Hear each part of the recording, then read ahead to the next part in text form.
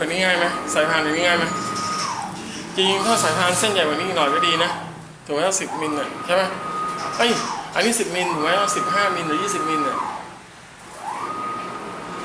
โอเคใช้ก่อนแล้วโอเคแล้ว